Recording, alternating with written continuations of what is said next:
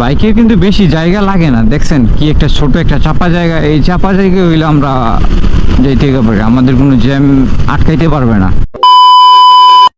ব্যস্ত শহর, চার্জার মতো সবাই ব্যস্ত।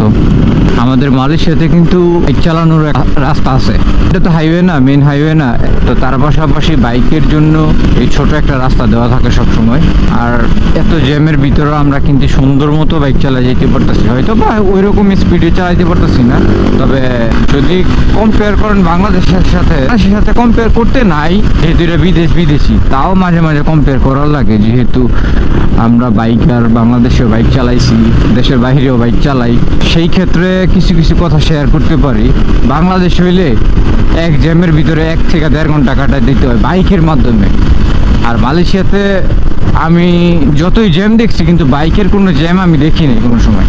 এই যে দেখেন পুরোই কিন্তু ফুলফিল রাস্তা ব্লক জ্যামের কারণে, তো তার মধ্যে দিয়েও আমরা খুব ইজিলি বাইক চালায় যেতে পারতেছি, যেহেতু বাইকের জন্য রাস্তা আছে। এই দিকেও রিক্স হইলেও সুন্দর মতো চলে যাওয়া যায় আর কি। আর আপনারা বলতে পারেন আমার সাইড মিররগুলো কেন চাপানো, এটার একটাই রিজন হচ্ছে আমি যে এই চিপা দিয়া যাইতেছি, তা আমার সাইড মিররটা যদি চাপানো থাকে তাহলে আমার লেগে ইজিলি চালাইতে সুবিধা হয়, আবার ইজিলি আমার রাস্তাগুলা খুব তাড়াতাড়ি আগাইতে পারি আর কি। বাইকে কিন্তু বেশি জায়গা লাগে না, দেখছেন কি একটা ছোট একটা চাপা জায়গা, এই চাপা জায়গা হইলে আমরা যাইতে পারি, আমাদের কোনো জ্যাম আটকাইতে পারবে না।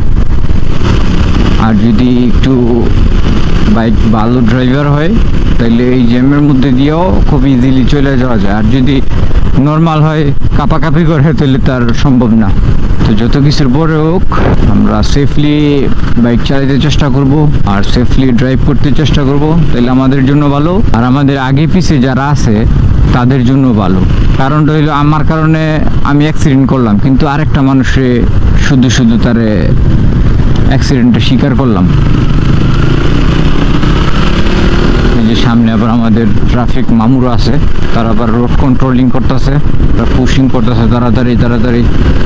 যাই হোক, সমস্যা নেই, আমরাও তাদের রুলস এন্ড রেগুলেশনগুলো সবসময় মানার চেষ্টা করি, তারা আমাদের সুবিধার্থে কাজ করে।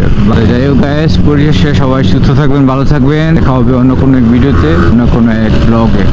ব্লগটা এখানে শেষ করছি, আল্লাহ হাফেজ।